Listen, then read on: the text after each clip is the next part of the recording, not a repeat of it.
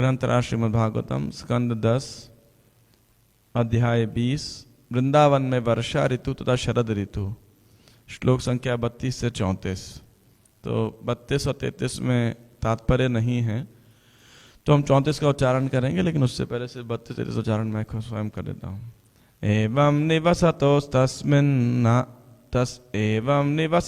तस्मिन् राम केशवयोर्व्रजे शरत संभवत व्यभ्रा स्वच्छाम्बु परुषानिला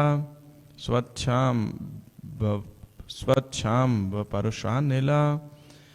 इस तरह जब भगवान राम तथा भगवान केशव कृष्ण वृंदावन में रहे थे तो शरद ऋतु आ गई, जिसमें आकाश बादलों से रहित, जल स्वच्छ तथा वायु मंद हो जाती है।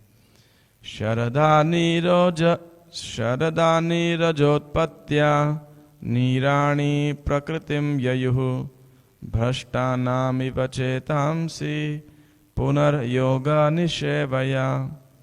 कमल पुष्पों को पुनः उत्पन्न करने वाली शरद ऋतु ने विविध जलाशयों को पूर्ववत स्वच्छ या निर्मल बना दिया, जिस तरह की भक्ति योग पतित योगियों के मनों को पुनः इस ओर लौटने पर शुद्ध बनाता है।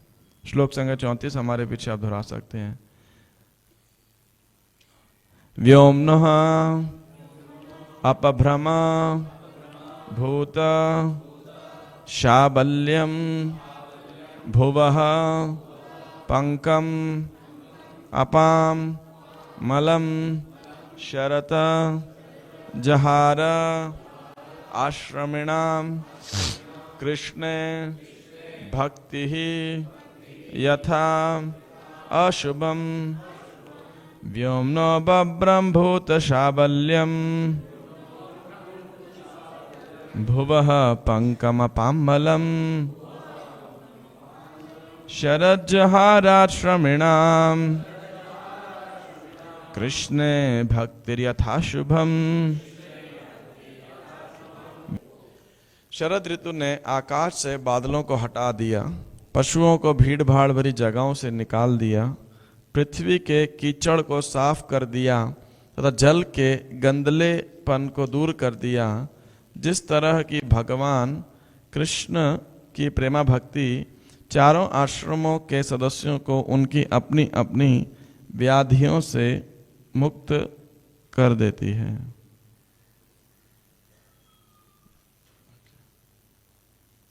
तात्पर्य: हर व्यक्ति को 4 आश्रमों में से अपने आश्रम के अनुरूप नियत कर्तव्य करने चाहिए।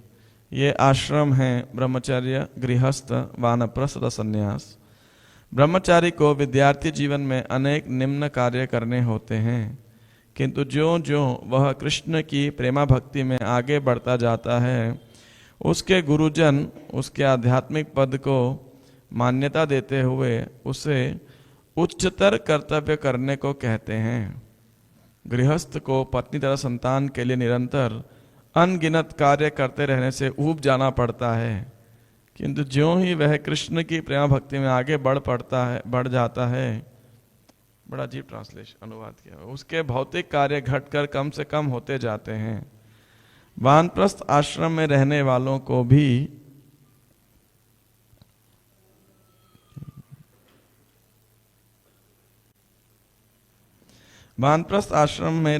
को भी अनेक कार्य करने होते हैं, जिनके स्थान पर कृष्ण की भावमयी प्रेम भक्ति की जा सकती है। इसी तरह संन्यास आश्रम में भी अनेक प्राकृतिक कठिनाइयां हैं, जिनमें से प्रमुख है परब्रह्म के निराकार पक्ष का ध्यान करने की प्रवृत्ति। भगवत गीता में कहा गया है, क्लेशोधिकतरस्तेषाम् अव्यक्तासक्त चेतसाम्। जिनके मन भगवान के अव्यक्त निर्विशेष स्वरूप में आसक्त हैं, उनके लिए प्रगति कर पाना अत्यंत पीड़ाजनक होता है। किंतु ज्यों ही सन्यासी हर नगर तथा हर ग्राम में कृष्ण की महिमा का प्रचार करना शुरू कर देता है, तो उसका जीवन सुंदर आध्यात्मिक साक्षात्कार की ओर अग्रसर होता हुआ आनंदमय बन जाता है। शरद ऋतु में आकाश पुनः प्राकृतिक नीला रंग धारण कर लेता है। बादलों का समाप्त हो जाना ब्रह्मचारी जीवन के कष्टप्रद कर्तव्यों के समाप्त होने जैसा है। क्योंकि ग्रीष्म के तुरंत बाद वर्षा ऋतु आती है, इसलिए पशु कभी कभी मूसलाधार वर्षों से विचलित होकर पास पास ठूस जाते हैं, किंतु शरद ऋतु संकेत देती है कि वे अपने अपने क्षेत्रों में जाकर शांतिपूर्वक रहें। यह गृहस्थ द्वारा पारिवारिक कर्तव्यों की उलझन से छूटकर तथा अपने परिवार के असली लक्ष्य आध्यात्मिक उत्तरदायित्वों में अधिक समय लगाने के तुल्य है। पृथ्वी से कीचड़ हटने की तुलना वानप्रस्थ जीवन की असुविधाओं के हटाए जाने से की जा सकती है। पृथ्वी से कीचड़ हटने की तुलना वानप्रस्थ जीवन की असुविधाओं के हटाए जाने से की जा सकती है। The removal of the muddy layer on the earth is like the removal of the inconvenience of the Vanprastha life. And the purification of the water is like the sanctification of sannyas life by once preaching the glories of Krishna without sex desire. और जल का स्वच्छ होना मैथुन कामना के बिना कृष्ण महिमा के प्रचार द्वारा संन्यास जीवन के शुद्धिकरण के तुल्य है। हरे कृष्णा। तो आप सब भक्तों का हार्दिक स्वागत है।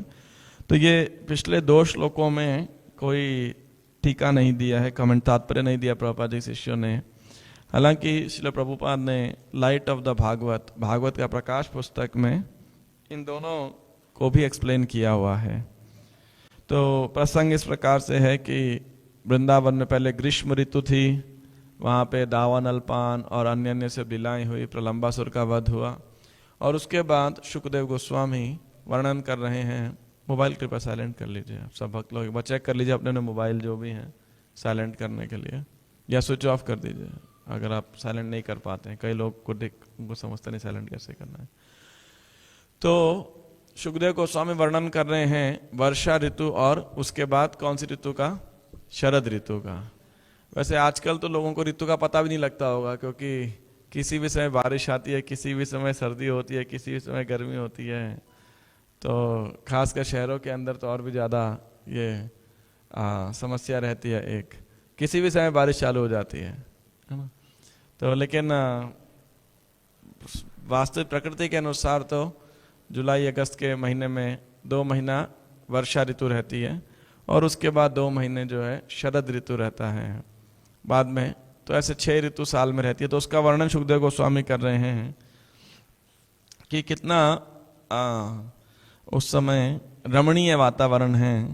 और 2-3 श्लोक पहले आया था कि किस प्रकार वह भगवान श्री कृष्ण को भी आकर्षित करती हैं। तो वृंदावन में है तो योग माया का जो अरेंजमेंट है, व्यवस्था है भगवान के आनंद को बढ़ाने के लिए।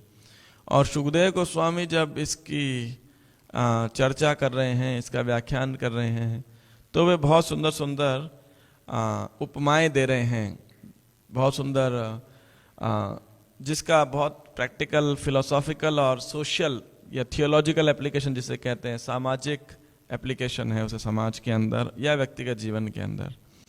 तो अब जो है शरद ऋतु आ गई है, तो 32वें श्लोक में वर्णन है। इससे पहले तक तो वर्षा ऋतु का वर्णन था, अब 32 नंबर श्लोक से शरद ऋतु। तो शरद ऋतु का क्या कैरेक्टरिस्टिक्स है बताया है। एवं निवसितोस्तस्मिन् राम केशवयोर व्रजे। तो इस प्रकार से राम केशवयोर व्रजे, व्रज में राम और केशव, भगवान रामचंद्र बलराम जी और भगवान कृष्ण, ये दोनों ब्रज में रह रहे थे। और तब शरद ऋतु आ गई। शरत संभवत व्यभ्रा। तो उस समय क्या है, व्यभ्रा, जो आकाश है वो कैसा है, बादलों से रहित है, मतलब साफ एकदम बादल नहीं है बिल्कुल आसमान के अंदर। वर्षा ऋतु में तो पूरा बादल ही बादल रहता है, ज़्यादातर ढका हुआ रहता है। तो कभी वो रोशनी है, कभी अंधेरा सा होने लगता है, कभी डार्क है, कभी लाइट है। लेकिन इस समय क्या है, कंसिस्टेंट वातावरण है जिसमें आकाश बादलों से रहित है।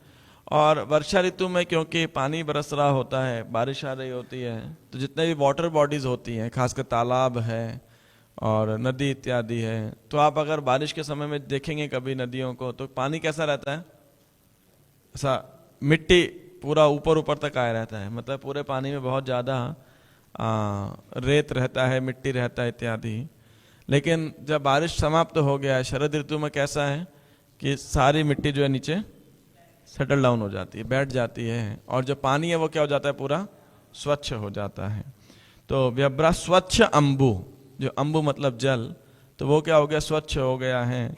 और अपरुषानिला, और वायु क्या है, मंद हो जाती है, बहुत जो है शीतल वायु चल रही, धीरे धीरे गति से चल रही है। ऐसा नहीं है कि जैसे वर्षा ऋतु में आंधी तूफान आते हैं और बहुत जोरों से हवा चल रही होती है, ऐसा नहीं होता है। तो ये बता रहे हैं कि आकाश का दृश्य बड़ा सुंदर है, बादल नहीं है, जल एकदम साफ है, और वायु भी बहुत धीमी गति से चल रही है। और शरदा नीरजोत्पत्त्या नीराणि प्रकृतिम ययुहु, शरदा नीरजोत्पत्त्या, तो नीरज, नीर मतलब जल, और ज मतलब जो जल में उत्पन्न होता है, जल में पैदा होता है। जैसे पंकज, पंक मतलब कीचड़, जो कीचड़ में पैदा होता है, जल में पैदा होता है, क्या पैदा होता है, कमल। तो शरद नीरज उत्पत्त्या, तो शरद ऋतु में क्या हो रहा है, कमल के जो पुष्प हैं दोबारा प्रकट हो रहे हैं, है ना। जैसे आप देखिए दीपावली के दौरान सब बहुत कमल आता है ना, और सब लक्ष्मी जी की पूजा करते हैं कमल से। तो शरदा नीरजोत्पत्त्या नीराणिम प्रकृतिम ययुहु, और कैसा है कि जलाशय जो कि पानी है, नीराणी प्रकृतिम ययुहु, दोबारा बहुत ही ज्यादा स्वच्छ हो गए हैं। पिछले में भी आया था ये कि स्वच्छ अम्बु, सेम बात, नीराणी, नीर मतलब फिर जैसे मैंने बताया जल है, तो नीराणी प्रकृतिम ययुहु, तो कैसे हो गया है, वो स्वच्छ हो गया है। कमल, उस स्वच्छ जल के अंदर कमल पुष्प उत्पन्न हुए हैं, खिल रहे हैं। तो उसकी तुलना किससे गई है, भ्रष्टा नाम इव चेतांसी पुनर्योग निषेवया, कि जिस प्रकार से भ्रष्ट योगियों के, पतित योगियों के या भ्रष्ट योगियों के मन को जब वो भक्ति योग में लौट आते हैं तो क्या है, मन दोबारा शुद्ध हो गया है। राइट। प्रभुपाद जी थोड़ा अलग प्रकार से ट्रांसलेट कर रहे हैं लाइट ऑफ भागवत के अंदर। In autumn, all the reservoirs of water become enriched with growing lotuses. The muddy water again become normal and normally clear and decorated, just as fallen conditioned souls once more become spiritually enriched in devotional service. वो कह रहे हैं कि जैसे भ्रष्टानाम इव चेताम से पुनर्योग निषेवया, तो यहाँ तो पतित योगियों को ट्रांसलेट किया गया है, लेकिन प्रभुपाद जी कह रहे हैं कि एक पतित जीवात्मा, बद्ध जीव है, वो भक्ति में आने से आध्यात्मिक रूप से वह जागृत हो गया है या प्रसन्न हो गया है। तो इस प्रकार से बता रहे हैं। तीसरा आज का श्लोक जो है, व्योमनो ब्रह्मभूत शाबल्यम भुवः पंकम अपामलम शरज्जहारा श्रमिणाम कृष्णे भक्तिर यथा शुभम। और वो कह रहे हैं कि शरद ऋतु ने, अब देखिए वही पहले श्लोक को एक्सप्लेन कर रहे हैं जो पहले 32 नंबर श्लोक में बताया था, जल कैसे स्वच्छ हो गए हैं, जैसे कि बद्ध जीव या प्रतीत योगी भक्ति में आने से दोबारा खिल उठे हैं। राइट। और यहां पे बता रहे आकाश कैसे बादलों से साफ हो गया है, व्योमनो ब्रह्म भूत शाबलम, व्योमनो ब्रह्म मतलब जो व्योम है, आकाश है, वो स्वच्छ हो गया है। और भूत शाबल्यम, अब यहाँ 4 बातें बता रहे हैं इस श्लोक के अंदर, व्योमनो ब्रह्म, दूसरा है भूत शाबल्यम। भूत शाबल्यम मतलब जितने की जब वर्षा ऋतु होती है तो जो जानवर हैं, मतलब कैटल है, भेड़ है, बकरी है, गाय है, भैंस है इत्यादि, वो सबको क्या करते हैं, ऐसा खुले में नहीं छोड़ते हैं उसको, मतलब तबेला है जो भी बोलेंगे उसका, शेड के अंदर उनको, तो वो सब आपस में कंजेस्टेड हो जाते हैं क्योंकि बाहर बारिश आ रहा है, कुछ हो रहा है। बाकी अभी इस समय जाएंगे या गर्मी में जाएंगे तो उनको खुला छोड़ देते हैं। तो बताया भूत शाबल्यम कि पशुओं को भीड़ भाड़ी भरी जगह से निकाल दिया। अब प्रभुपाद जी जो इसको भागवत का प्रकाश पुस्तक में बता रहे हैं, वो कह रहे हैं कि the weeds that grow here and there in the rainy season all wither away. जिस प्रकार बारिश के ऋतुओं में खरपतवार उग जाता है वृक्षों के साथ या फसल के साथ में, तो वो सब शरद ऋतु आते अपने आप ही नष्ट भ्रष्ट होने लगता है, समाप्त होने लगता है। जैसे वर्षा ऋतु में आप देखेंगे तो खूब घास पास उग जाता है, इवन साथ वाले प्लॉट में भी आप जाते हैं, वॉक नहीं कर सकते थे, लेकिन अब आप जाएंगे तो फिर अब नहीं उगता है ऑटोमेटिकली इस सीजन के अंदर, या और थोड़ा सर्दी आ जाता है तो नहीं उगता है। यानी भूत शाबल्यम भुवः पंकम अपामलम, और भुवः पंकम जो पृथ्वी है वहां कीचड़ समाप्त हो गया। बारिश होती है तो पूरा कीचड़ हो जाता है ना, लेकिन अब शरद ऋतु आने से क्या हो गया है, बारिश समाप्त हो गई है, पानी सब सूख गया है, तो पृथ्वी कीचड़ से साफ हो गई है। भुवः पंकम अपाम मलम, तो भुवः पंकम जो पृथ्वी है वो कीचड़ से साफ हो गई है। और अपाम मलम, अपाम मतलब फिर से जल, जल का जो गंदापन है, जो अपाम मलम जो गंदगी है उसके अंदर मिट्टी धूल इत्यादि, वो सब भी क्या हो गया है, समाप्त हो गई है। तो किस प्रकार है वो, शरद जहार आश्रमिणाम। जय श्री जगन्नाथ बले सुभद्रा महारानी की जय, राधिका रमन की जय, कृष्ण बलराम की जय, जय गौर निताई की जय, श्री प्रभुपाद की जय। शरद जहार आश्रमिणाम, तो शरद ऋतु ने ये चार चीजों को साफ कर दिया। थोड़ा थोड़ा भक्त आगे आ सकते हैं, आप लोग थोड़ा आगे जाके दर्शन के लिए बाधा ना हो। तो शरद ऋतु ने आकाश से बादलों को हटा दिया, पशुओं को भीड़ भाड़ बड़ी जगह से निकाल दिया, या वीड समाप्त हो गए, पृथ्वी के कीचड़ को साफ कर दिया और जल के गंदलेपन को दूर कर दिया। किस प्रकार, जहार आश्रमिणाम, आश्रमिणाम, जिस प्रकार मनुष्य के जीवन में चार आश्रम, चार फेज हैं, ब्रह्मचारी, गृहस्थ, वानप्रस्थ और संन्यास। तो ये चारों आश्रम में कुछ ना कुछ दोष है, कुछ ना कुछ कष्ट है, जो है कृष्णे भक्तिर यथा शुभम। तो जिस प्रकार यदि कोई भी व्यक्ति किसी भी आश्रम में जब कृष्ण भक्ति में लग जाता है, तो वो आश्रम में आने वाले कष्ट क्या हो जाते हैं, समाप्त हो जाते हैं। तो जिस प्रकार कृष्ण भक्ति चारों आश्रमों के सदस्यों को उनकी अपनी अपनी व्याधियों से मुक्त कर देती है। तो प्रभुपाद जी यहाँ पे और लाइट ऑफ भागवत दोनों के अंदर प्रभुपाद जी शिष्य यहाँ पे तात्पर्य लिख रहे हैं, और प्रभुपाद जी ने बड़ा सुंदर तात्पर्य दिया है, छोटा ही है लेकिन सुंदर तात्पर्य दिया है भागवत का प्रकाश पुस्तक के अंदर। तो उसमें क्या मुख्य पॉइंट है, यहाँ बता रहे हैं कि हर व्यक्ति को चार आश्रमों से अपने आश्रम के अनुरूप नियत कर्तव्य करने चाहिए। तो ये एक महत्वपूर्ण बात है कि खासकर जब तक कोई जीवात्मा बद्ध अवस्था के अंदर है तो उसे अपने आश्रम के अनुरूप कार्य करने चाहिए, है ना। ऐसा नहीं करना चाहिए कि प्री मेच्योरली ट्रांसेंडेंटल हो जाए या अपने आश्रम के कार्य को ना करे, मान लीजिए, है ना, तो वह उचित नहीं है। तो मानव समाज के लक्ष्य को वो नहीं अचीव कर पाएगा। अतः पुंबि द्विज श्रेष्ठा वर्णाश्रम विभागशः स्वनुष्ठितस्य धर्मस्य संसिद्धिर हरितोषणम। तो अतः पुंबि द्विज श्रेष्ठा वर्णाश्रम विभागशः, कि हे सूत गोस्वामी शौनक आदि ऋषियों, अतः पुंबि द्विज श्रेष्ठा, हे ब्राह्मण श्रेष्ठ, वर्णाश्रम विभागशः, हर व्यक्ति को वर्णाश्रम के अनुसार अपने अपने कर्तव्य करने चाहिए। वर्णाश्रम विभागशः स्वनुष्ठितस्य धर्म से, अपने नियत कर्तव्य पालन करने चाहिए। किस लिए, संसिद्धिर हरितोषणम, भगवान हरि की प्रसन्नता के लिए।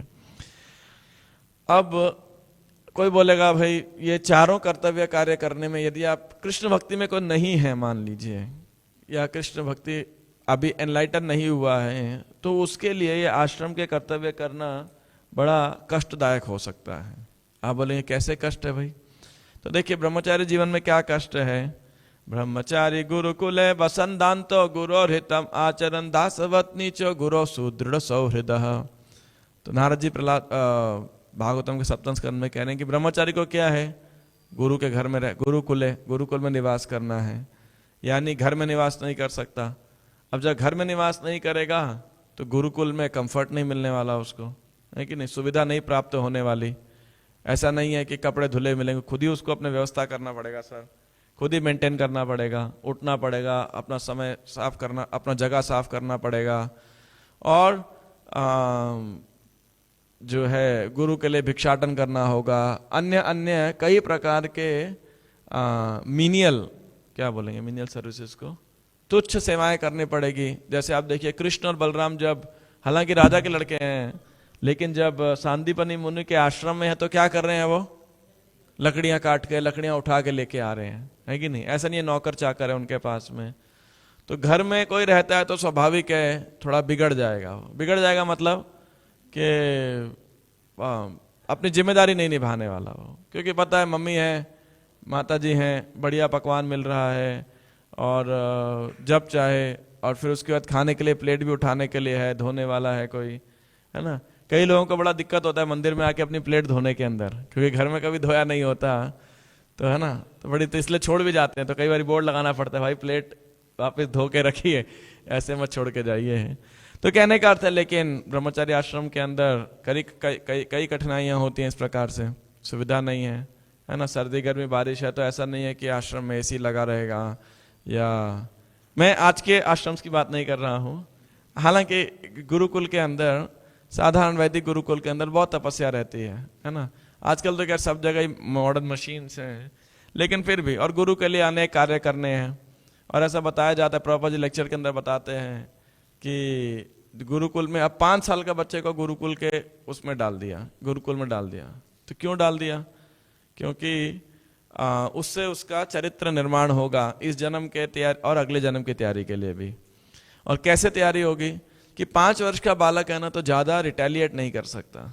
जब वो 15-16 का हो जाएगा तो उसके बाद उसकी इंद्रियों में बल भी बहुत हो जाएगा, अहंकार भी बढ़ जाएगा और यौन इच्छाएं भी जाग जाएंगी, तो वो स्वतंत्र हो जाएगा। उसके बाद व्यक्ति ज़्यादातर ट्रेनेबल नहीं रहता है, प्रशिक्षण नहीं दे सकते आप व्यक्ति को ज़्यादा इसके बाद में। तो ब्रह्मचारी जीवन के अंदर पापा जी कह रहे हैं, जब छोटा बच्चा है वो 5-6 साल का, तो उसको क्या सिखाया जा रहा है कि भाई गुरु के लिए जा करके भिक्षाटन करो। तो घर घर जा रहा है, भिक्षाम दे ही भिक्षाम, इस प्रकार से भिक्षा मांग के लेके आ रहा है। अब कभी मिला कभी नहीं मिला, किसी ने भगा दिया, कुछ दिया, मन पसंद नहीं दिया, और उसको क्या करना है, सारी भिक्षा इकट्ठी करनी है और उसके बाद में गुरु को आके सब अर्पित कर देनी है। ये नहीं है कि कुछ अच्छा लगा तो चलो अपना कमीशन रख लिया उसके अंदर, ऐसा नहीं है। या कोई मान लो किसी ने अच्छी चीज दे दी, कोई मिष्टान दे दिया तो थोड़ा रास्ते में खा के आगे, नहीं, सब कुछ गुरु को अर्पित करना है। और गुरु को दे दिया तो, और मान लीजिए शाम को भोजन के समय में और गुरु जी ने बुलाना भूल गए, तो क्या करना है उस लड़के को? फास्टिंग करना है।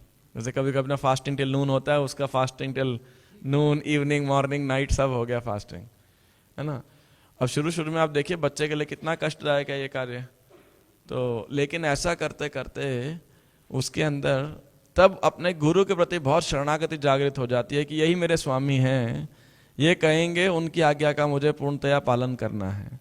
तो जैसे जैसे वो बड़ा होते जाएगा उसके अंदर संस्कार ये छपते जाएगा रोज इस अभ्यास के द्वारा।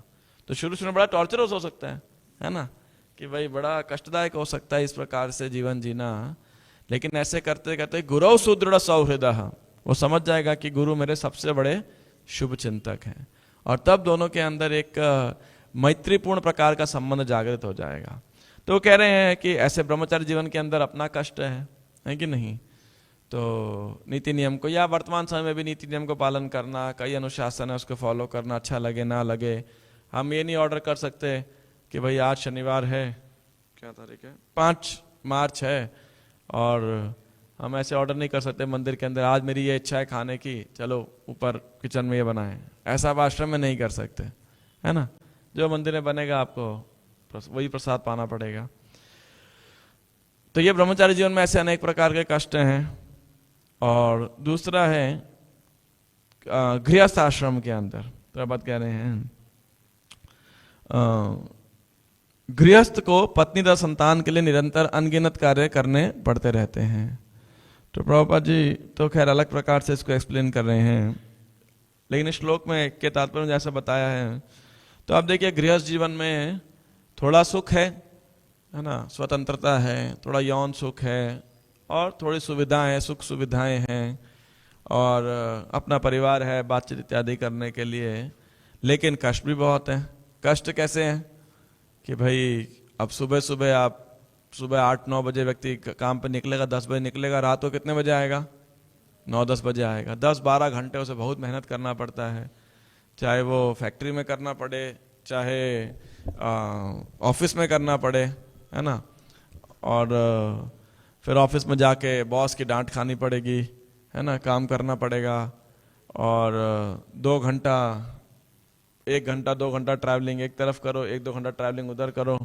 अभी कोई बोल सकता है वर्क फ्रॉम होम है, कोई दिक्कत नहीं है इतनी बड़ी, है ना। लेकिन ज़्यादातर लोगों को पता है वर्क फ्रॉम होम भी एक बड़ा टॉर्चर हो जाता है कभी कभी, क्योंकि जब चाहे ऑफिस वाले पिंग करते रहते हैं, है ना, और ये काम वो काम। तो ऐसे अनेक जो हैं।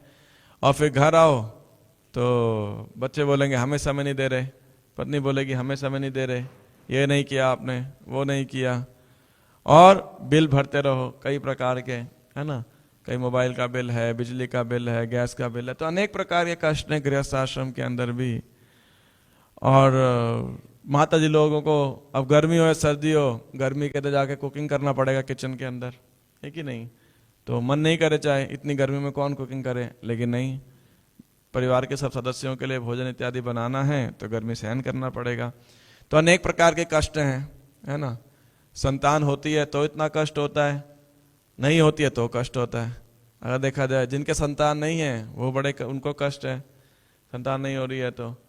और संतान होते समय बड़ा कष्ट है, खासकर माता जी को तो खासकर। और संतान हो जाती है तो उसके बाद उनका पालन पोषण करना बड़ा कष्ट है कि नहीं।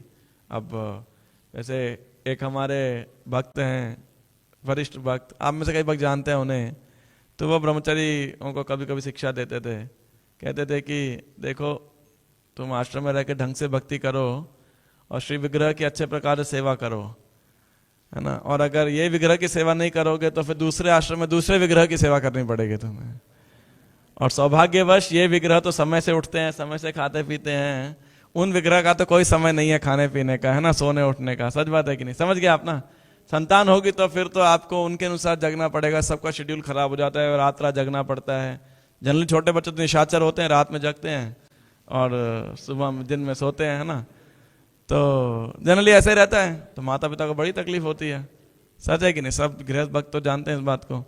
और लड़का नालायक, बच्चा नालायक निकले तो और बड़ी समस्या, है कि नहीं। और कितने ही माता पिता आते हैं, कह रहे प्रभु जी आप समझाओ इन्हें, हमारी सुनता नहीं है ये, है ना। या और अब तो आजकल तो और अनेक कष्ट बढ़ गए हैं कि देखो टीवी की वजह से या नेटफ्लिक्स की वजह से गंदे गंदे संस्कार पड़ गए हैं, नशाखोरी कर रहे हैं लोग, है ना। तो अनेक प्रकार के कष्टों को सहन करना पड़ता है गृहस्थ आश्रम के अंदर। फिर तीसरा बता रहे, तीसरे आश्रम में, वानप्रस्थ आश्रम में भी अनेक प्रकार के कष्ट होते हैं। तो प्रभुपाद जी लिख रहे हैं इसके अंदर, इसमें तो नहीं लिखा है लेकिन प्रभुपाद जी लाइट ऑफ भागवत पुस्तक के अंदर लिख रहे हैं कि ट्रेडिशनल वानप्रस्थ कह रहा हूं मैं, आज के ज़माने में मत देखिएगा। तो ट्रेडिशनल वानप्रस्थ हैं तो वो तो पति और पत्नी दोनों तीर्थ यात्रा पे जंगल इत्यादि में जाते हैं, घर से दूर रहते हैं। तो कैसा है कि वो हेड शेव नहीं करते और दाढ़ी नाखून नहीं काटते, तो बड़ा कष्ट होता है क्योंकि ऐसा एसेटिक लाइफ, तपस्वी जीवन जीते हैं, तो अपना श्रृंगार वगैरह नहीं ज़्यादा करते, तो वो भी बड़ा कष्ट है। शरीर को जब आप मेंटेन नहीं करेंगे तो कष्ट होगा, है ना। तीर्थ यात्रा इत्यादि करना, जंगल में जाना, तपस्या वगैरह करना। और फिर चौथा कह रहे हैं सन्यास। तो सन्यास भी अपने आप में कई कष्ट होता है। क्या कष्ट है? एक तो सन्यास इज अ सिविल सुइसाइड कह सकते हैं, is a civil dead man. सामाजिक रूप से तो सन्यासी का कोई नहीं है, उसका कोई रिश्तेदार ही नहीं है, रिश्तेदार नहीं है, क्योंकि वसुधैव कुटुंबकम, पूरा संसार ही, पूरा पृथ्वी उसका परिवार है। तो अपना परिवार त्याग दिया तो कोई देखरेख करने के लिए नहीं है, पूर्णतः भगवान पर निर्भर है। लेकिन खासकर जो ट्रेडिशनल संन्यास होता था उनको किस पे बोला जाता था ध्यान लगाने के लिए? इम्पर्सनल ब्रह्मन, जो निर्विशेष ब्रह्म हैं उन पे। जिस प्रकार भट्टाचार्य, सार्वभौम भट्टाचार्य ने चैतन्य महाप्रभु को कहा था कि आप वेदांत दर्शन का अध्ययन करो और पर निराकार ब्रह्म पे ध्यान लगाओ। अब निराकार ब्रह्म पे ध्यान लगाना बड़ा कष्टदायक है कि नहीं। तो उसके लिए क्या करना पड़ता था ज्ञानियों को? वो गंगोत्री में जाएंगे सर्दी के मौसम में, यहाँ तक पानी में रहेंगे। जब गर्मी आएगी तो रेगिस्तान में जा करके, जहाँ तपती सूरज में, बालू में वो आग का घेरा बना के उसके बीच में रहेंगे। तो क्लेशो अधिकतर तेषाम अव्यक्त आसक्त चेतसाम। तो उनकी भी बड़ा तप साधना जो है बड़ी पीड़ाजनक होती है, शरीर को टॉर्चर करने वाली होती है। तो ये चारों के अपने अपने कष्ट हैं। लेकिन बताया है तो जब कृष्णे भक्तिर यथा शुभम, कि यदि इस प्रकार से चाहे ब्रह्मचारी हो, गृहस्थ हो, वानप्रस्थ हो, संन्यास हो, जीवन के हर स्तर पे, हर स्टेज पे, हर आश्रम में यदि कोई कृष्ण भक्ति में लग जाता है तो कृष्ण भक्ति क्या करती है? जहार हटा देती है अशुभम, सारे अशुभताओं को, अपने अपने नियत कर्तव्यों को करने में जो अशुभताएं या कष्ट होती हैं, जो व्याधि होती है, उसको क्या कर देती है? दूर कर देती है। जैसे कोई ब्रह्मचारी है, वो गुरु के आश्रम में तकलीफ सहन कर रहा है, तपस्या कर रहा है, सेवा कर रहा है, लेकिन वो समझ पाता है कि इस विद्या से, इस ज्ञान से, इस सेवा से मेरे को भगवत ज्ञान प्राप्त होगा, भगवत प्राप्ति होगी, अगला जन्म में लेना पड़ेगा, तो बड़ा खुशी खुशी वो कष्ट को सहन कर पाता है। जब उसके अंदर आध्यात्मिक इंसाइट डेवलप हो जाती है, स्पिरिचुअल आध्यात्मिक दृष्टिकोण उसका जग जाता है, तो वह जो है प्रसन्न हो जाता है कि नहीं, प्रसन्न रहता है। उसी प्रकार गृहस्थ जीवन में जब कृष्ण की प्रेम भक्ति में लगे हैं, तो जिस पर ठाकुर भक्ति विनोद कह रहे हैं, जे दिन गृहे भजन देखी, गृहे ते गोलोक अभाया, चरण सिंधु देखी गंगा, सुख ना सीमा पाया।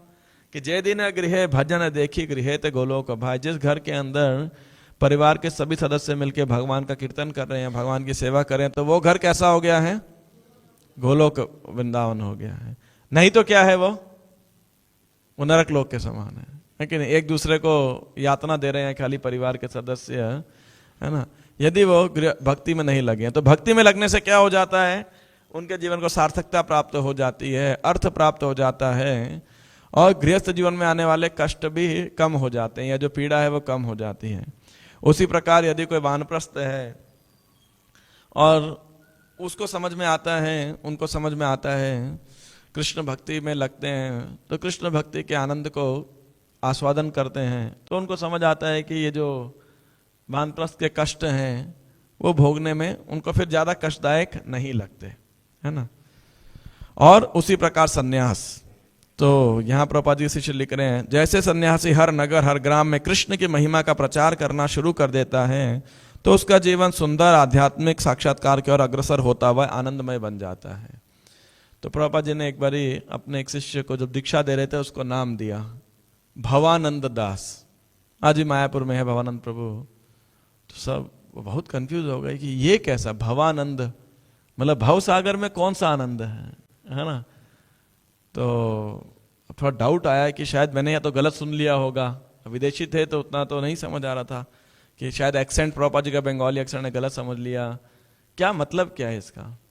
तो गए प्रभुपाद के पास, प्रभुपाद जी से पूछा कि इसका नाम का मतलब क्या है, आप तो कहते हैं भौतिक जगत में कोई सुख नहीं है, देयर इज नो प्लेजर, फिर नाम दे रहे हैं भव आनंद, तो भव सागर में कौन सा आनंद है। तो प्रभुपाद जी ने मुस्कुराते उनको टीका दिया, कह रहे yes the material world is full of difficulties, कि भौतिक जगत कष्ट से भरा हुआ है, लेकिन यहाँ पे एक आनंद है, वो क्या है? प्रचार का आनंद है। क्योंकि गोलोक वृंदावन में तो प्रचार करने की आवश्यकता नहीं है ना, है या नहीं है? है या नहीं है? नहीं है। क्यों नहीं है?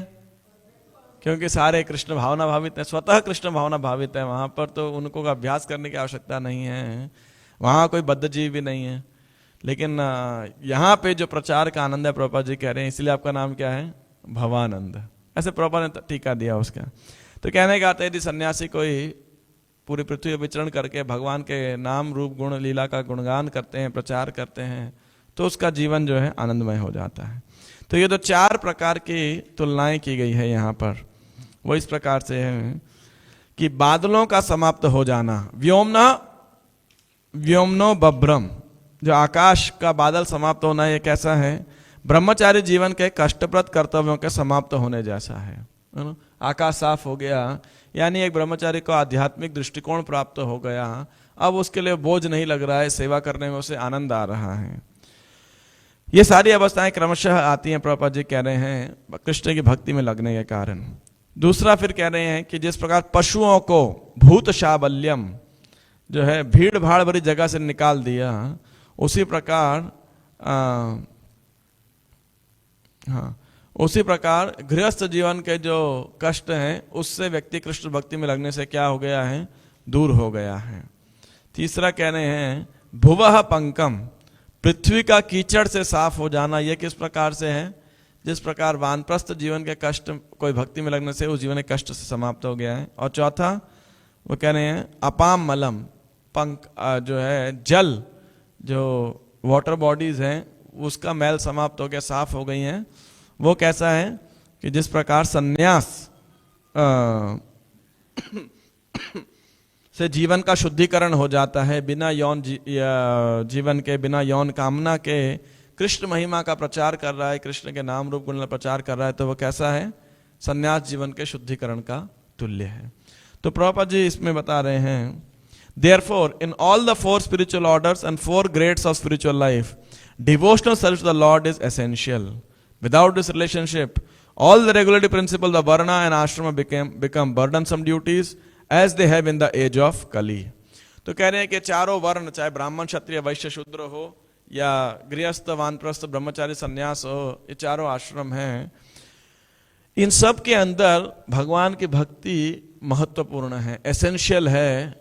सबसे एसेंशियल को क्या बोलेंगे, मतलब अनिवार्य है। यदि भक्ति के अभाव के अंदर वर्ण और आश्रम के सारे कर्तव्य क्या बन जाएंगे? केवल बोझ बन जाएंगे। जैसे कि कलयुग में हो गया है। कलयुग में आप देखिए, ब्राह्मण का कर्तव्य क्या है? खैर समय कम है तो इसमें कि यजन याजन पठन पाठन यजन याजन दान प्रतिग्रह, 6 कर्तव्य हैं कि शास्त्र पढ़ना, शास्त्र पढ़ाना, यज्ञ करना, यज्ञ कराना, दान स्वीकार करना और दान देना। लेकिन कलयुग के अंदर क्या है? अब आप देखिए कि ना ब्राह्मण लोग पढ़ते हैं, नाम होगा कोई भी, जो भी ब्राह्मण कास्ट होगा, लेकिन कार्य हर प्रकार का कर रहे हैं, है कि नहीं? हर प्रकार का वेतन उनको लेना पड़ रहा है, और समाज में भी उनके मेंटेनेंस के लिए कोई खास व्यवस्था नहीं है, है ना? और खैर 1972 के अंदर कई नियम लगाए गए थे, जिसके अंदर भारत के कई मंदिर सरकार के नीति नियम के, सरकार के रेगुलेशन में आ गए थे। तो फिर जब ब्राह्मण या पंडित लोग थोड़ा दक्षिणा मांगते हैं तो फिर बुरा लगता है इस प्रकार से, है ना? क्योंकि उनको मांगना पड़ता है। पहले सरकार ही उनको मेंटेन करती थी, राजा लोग मेंटेन करते थे, लेकिन अब नहीं करते हैं। तो एनीवे, तो बर्डन हो जाता है ये सारे ड्यूटीज निभाना, यदि भक्ति नहीं होती है, जैसा कलयुग में हो गया है। पारिवारिक जीवन को निभाना बड़ा मुश्किल हो जाता है। आप देखिए, पहले जॉइंट फैमिलीज थी, अब न्यूक्लियर फैमिलीज हो गया, हम दो हमारे दो, उसके बाद में अब अकेले अकेले सब रहते हैं, है कि नहीं? और विवाह को भी आजकल लोग सोचते हैं क्या जरूरत है, लिव इन रिलेशनशिप है, एटसेट्रा एटसेट्रा। तो क्योंकि पारिवारिक जीवन कौन निभाएगा इतना लंबा, यू नो? आजकल तो विदेश में तो खैर बड़ा आश्चर्य होता है, कोई 20-25 साल एक साथ पति पत्नी साथ में रह लें तो उनको बड़ा आश्चर्य होता है। ये तो बात सत्य है, और शायद भारत में भी होने लगी जाएगा थोड़े समय के अंदर। है? हो ही रहा है ऑलमोस्ट, शहरों में तो हो ही गया है ना? क्यों? क्योंकि ऐसे, अच्छा अब आप बोलिए कि स्टूडेंट लाइफ, ब्रह्मचारी जीवन जीना है, कैसे जिएंगे, है ना? बचपन से इंद्रियां इतनी रेस्टलेस है, असंभव है। संन्यास लेना असंभव है ऑलमोस्ट। क्यों? क्योंकि उसके अंदर इतना दायित्व, इतना बर्डन है। तो यदि भक्ति नहीं होगी तो ये सारे ड्यूटीज बर्डनसम लगेंगे। और कलयुग के अंदर हम देख ही रहे हैं कि वर्ण और आश्रम दोनों सभ्यता समाप्त हो चुकी है, क्योंकि बोझ लगने लग गया है वो। और क्यों लगने लग गया है? क्योंकि समसिद्धिर हरितोषणम, भगवान की जो भक्ति का जो मुख्य एलिमेंट है वो उसमें से चला गया है। When the regulative principles have no aim, अब प्रभु जी बड़ी सुंदर लाइन लिख रहे हैं, यदि ऐसे वर्ण और आश्रम के नीति नियमों का लक्ष्य क्लियर नहीं है, वो लक्ष्य क्या था, क्या है? समसिद्धिर हरितोषणम, भगवान की प्रसन्नता। यदि वो नहीं है तो वर्ण केवल कास्ट सिस्टम बन जाएगा, एक जाति प्रथा बन जाएगी, जहां पर जन्म के आधार पर लोगों में भेदभाव किया जाएगा और एक ऊंची जाति नीची जाति का शोषण करेगी। और नीची जाति वाले क्या करेंगे? ऊंची जाति का विद्रोह करेंगे। और आज पूरे समाज में आप देखिए, जितने भी मॉडर्न टाइम्स के अंदर जितने भी रेवोल्यूशन हो रहे हैं, चाहे वो रशियन रेवोल्यूशन हो, चाहे भारत के अंदर हो, ब्रिटिश इत्यादि हो, वो यही है कि ऊंची जाति नीची जाति का शोषण कर रही है और नीची जाति विद्रोह कर रही है।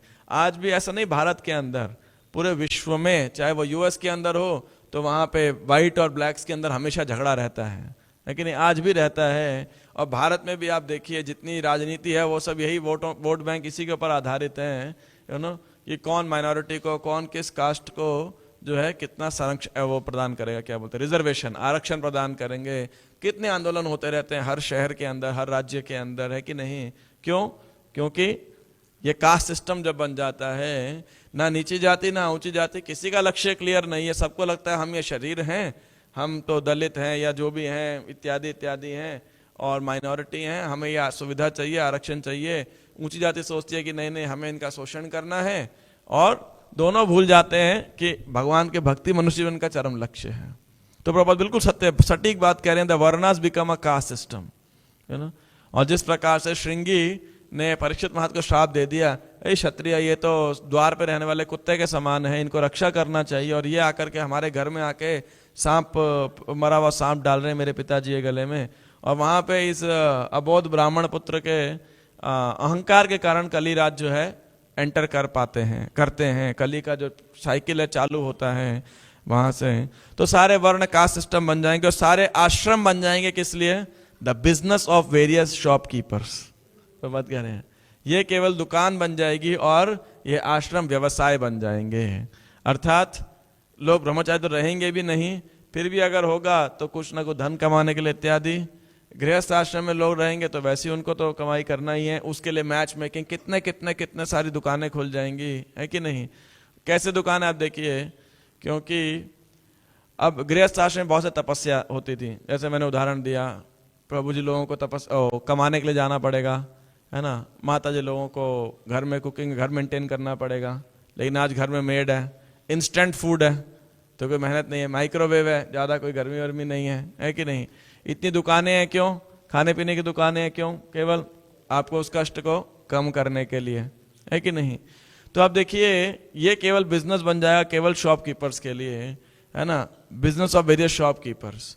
जब व्यक्ति को संन्यास होने को आ रहा है, वनम गतो धर्माश्रयेत पंचश ऊर्ध्वम वनम व्रजेत, 50 वर्ष होने का वन चले जाना चाहिए और भगवान की भक्ति करनी चाहिए। ऐसे ही शरीर में इतनी व्याधि आने लगेगी तो बेटर है भगवान की भक्ति करें। लेकिन प्रशिक्षण नहीं है तो क्या हो गया, अब सारे बुढ़ापों के लिए एक और वेरियस शॉपकीपर बन गया। क्या इतने सारे हॉस्पिटल खुल गए हैं, इतने सारे अस्पताल खुल गए हैं, यू नो।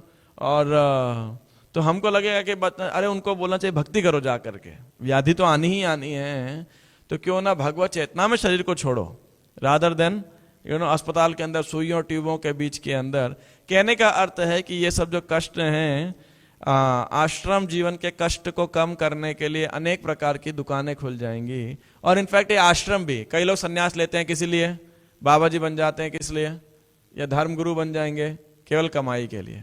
हमारे राधा गोपीनाथ प्रभु तो सच्ची घटना बता रहे, कह रहे कि एक बारी वो एक कोई ऐसे धर्म गुरु का सम्मेलन था, बड़े लोग एकत्रित होने वाले थे बहुत सारे, तो सोचा यहाँ मैराथन का महीना था, हम भी चलते हैं, गीता बांटे आएंगे, कई स्टॉल लगेंगे, एक स्टॉल हमें भी ले लेंगे। तो गए वहां पे किताबें बांटने के लिए, बहुत लोग आए थे, कई किताबें बटी। तो बाद में इनको कुछ जो आवाज चल रही थी धर्मगुरु की वो थोड़ी जानी पहचानी लग रही थी, तो बार बार मन में आ रहा था कि कुछ तो है। तो उनके अंदर उत्सुकता जागी, तो रुके बाद में देखे उसके पास में, स्टेज के पास गए जब भीड़ भी बहुत छट गई थी, तो काफी देर देखते रहे, दाढ़ी वाड़ी बड़ी थी, लेकिन फिर उनको याद आया अरे ये तो अपना स्कूल का दोस्त है। तो उसके पास गए, बोले, तो उसको उसी नाम से जैसे ही बुलाया, उनके जो भी स्कूल का घर का नाम था, तो वो भी पहचान गया इनको आवाज है के। तो बोला धीरे बोल है ना। साइड में लेके गया और बोला इधर, तो उनको पूछा तो बोला मैं तो ऐसे कौन से हूँ, सब उन्होंने अपना परिचय दिया। तो तुम यहाँ कैसे धर्मगुरु कैसे बने? तो उसने बताया कि पढ़ाई वढ़ाई करी, उसका नौकरी लगी नहीं, और फिर कुछ तो गलत काम करने लगा, 2 बारी जेल वेल जाके आया, लेकिन फिर समझ में आया कि भाई ये काम भी नहीं चलने वाला। तो बोला ये समझ, सबसे बढ़िया प्रोफेशन है क्या है कि अंधा गुरु और बहरा चेला, दोनों नरक में ठेला है ना, कि भाई आप जो है तो धर्मगुरु बन जाओ, और कई चेले होंगे जो आपकी जय जयकार करते रहेंगे, आपको सिद्ध महात्मा बना देंगे, और लोग आएंगे प्रणाम करेंगे, प्रणामी धन और रिस्पेक्ट दोनों मिलेगा। कह रहे इसीलिए, कह रहे ये सच्ची घटना उनके जीवन की, ऐसा नहीं कि वो मजाक कर रहे थे या कपोल कल्पना, बिल्कुल व्यावहारिक घटना बता रहे थे। तो इस प्रकार से तो प्रभुपाद कह रहे हैं all this anomalies of the present social system can be reformed only by cultivation of the human spirit in the devotional service of the Lord. तो यदि भक्ति के अंदर जो ह्यूमन स्पिरिट, मानवता की जो भावना है, उसको जगाया जाए, तभी समाज की जो एनॉमलीज यानी जो कष्ट, समाज की जो अव्यवस्थाएं हैं उनको दूर किया जा सकता है। अन्य कोई ज्यादा और कोई अन्य इससे सक्षम उपाय है नहीं। अब देखेगा फिर समाज का इसी प्रकार विभाजन होता रहेगा, लोगों को कष्ट महसूस होता रहेगा, लोग तपस्या इत्यादि नहीं करेंगे। प्रभुपाद जी वैसे एक चीज और भी दो चीजें और बता रहे हैं यहाँ पे कि जो ये भीड़ भाड़ वाले पशु है उसको प्रभुपाद जी कह रहे हैं जैसे खरपतवार उग जाती है, तो वो कह रहे हैं, प्रभुपाद जी निंदा कर रहे हैं उन विवाहित लोगों की जो गृहमेधी जीवन जीते हैं, यानी जिनके गृहस्थ जीवन का या विवाहित जीवन का एक ही लक्ष्य है, वो क्या है? यौन सुख और अनियंत्रित यौन सुख और बिल्कुल कुकर सुकर के समान संतान उत्पत्ति करना। तो प्रभुपाद कहते हैं the family planning of a godless civilisation can not check weed like unwanted population. तो उनके संतान कैसे है कि जब वो उचित प्रकार से गर्भाधान ना करके और कृष्ण भावना भावित हो करके ना संतान उत्पन्न करे और केवल यौन जीवन को इस्तेमाल करे केवल यौन सुख के लिए, और उससे संतान उत्पत्ति होने वाली कैसी है? जैसे खरपतवार उगने वाले हैं, वो किसी काम के नहीं होते। कई कई खरपतवार जानवर भी नहीं खाते, ऐसा ज्यादातर खरपतवार तो ऐसा है कि जानवर भी नहीं खाते हैं उन्हें, वो जनरली किसी काम के नहीं होते और उल्टा असली बीज की जो है प्रगति को रोक देते हैं। तो ऐसे ही समाज में जब वर्ण संकर संतान उत्पन्न होती है तो खुद का तो नुकसान करते ही हैं, वो किसी काम के नहीं होते और समाज की दुर्गति में पार्टिसिपेट करते हैं, प्रगति में नहीं करते, है ना। तो people should learn to check sex life by voluntary restraint. The voluntary restraint is possible when one is dotted with the service of the Lord. तो ऐसा नहीं है कि कृत्रिम रूप से संतान रोकना या गर्भ निरोधक इत्यादि इस्तेमाल करने से समाज के अंदर परिवार नियोजन हो जाएगा, वह गलत है। बिल्कुल प्रभुपाद जी कह रहे हैं कि फैमिली कंट्रोल क्या, बर्थ कंट्रोल की जगह क्या करना चाहिए? सेंस कंट्रोल करना चाहिए, इंद्रियों को नियंत्रण करना चाहिए, फैमिली प्लानिंग अपने आप हो जाएगा। तो इसीलिए, और ये कैसे हो सकता है? जब कोई व्यक्ति भगवान के सेवा में लगे, भगवान के सौंदर्य से आकर्षित हो, है ना, तो या आध्यात्मिक गुणों से आकर्षित हो, तो इस भौतिक जगत के अंदर भौतिक भोग की वासनाएं उसके अंदर समाप्त हो पाएगी। ग्रंथराज श्रीमद् भागवतम की जय। तो आप में से किसी कोई प्रश्नों को टिप्पणी हो तो पूछ सकते हैं, कह सकते हैं। ओके, श्रील प्रभुपाद की जय। निताय गौर प्रेमानंदे हरे हरे बोल।